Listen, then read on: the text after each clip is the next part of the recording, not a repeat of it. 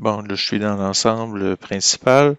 J'ai ici, comme on le constate, des fils de passé. Je vais vous montrer comment on fait les câblages avec Autodesk Inventor.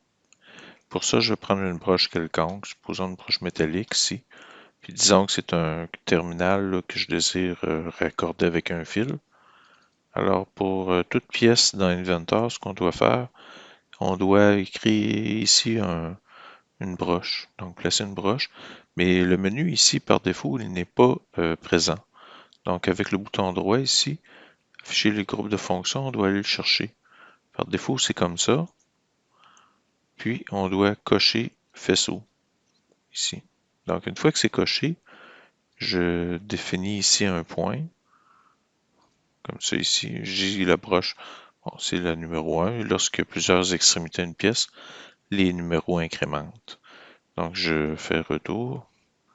Là, ici, on ne l'aperçoit pas, mais si je vais dans environnement, dans afficher plutôt, visibilité de l'objet, ce qu'on aperçoit ici, c'est qu'il y a un petit pic jaune ici là, qui montre la broche. Donc, supposons que je désire relier cette extrémité-ci à celle-ci, parce que dans le fond, c'est une autre occurrence de la même pièce. Ce que je dois faire, je dois aller dans environnement, dans faisceau et câble, puis je dois dire ici OK pour me faire ensuite un fil. Le fil, je vais cliquer ici la broche que j'ai créée initialement, l'autre extrémité, puis je définis ici le type de câble. Par exemple, ici WHT, ça veut dire white. Supposons que je veux red pour rouge, RED, je devrais avoir ça ici. Je dis appliquer.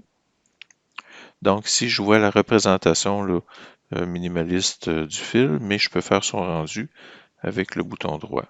Donc le bouton droit, afficher rendu. Donc on voit le fil. Évidemment, la courbe n'est pas bonne. Bouton droit à nouveau. Je peux ajouter des points. Ici, ajouter des points. Par exemple, un ici et un là. Je dis OK, terminé. En survolant mon point, je peux déplacer 3D le point.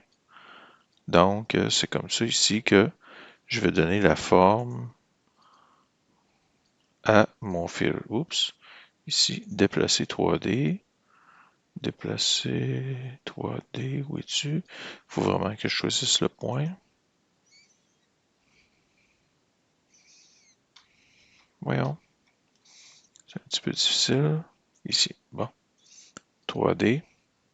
Soit que je bouge la boule noire ou de façon plus précise, je peux bouger aussi les flèches pour déplacer la boule noire. Donc, j'ai un meilleur contrôle là, sur X, Y et Z pour pouvoir ensuite là, orienter le fil de la bonne manière. Donc, qu'est-ce que ça donne, ça?